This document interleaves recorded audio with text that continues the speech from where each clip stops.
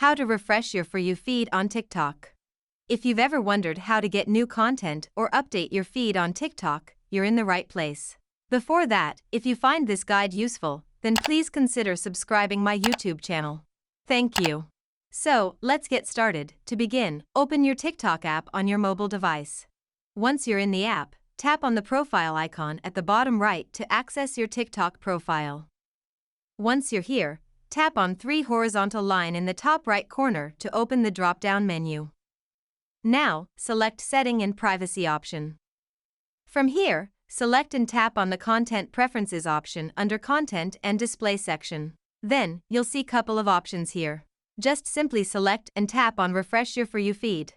You must take note that even though your Refresh Your For You feed, but your following feed, profile and inbox won't be affected.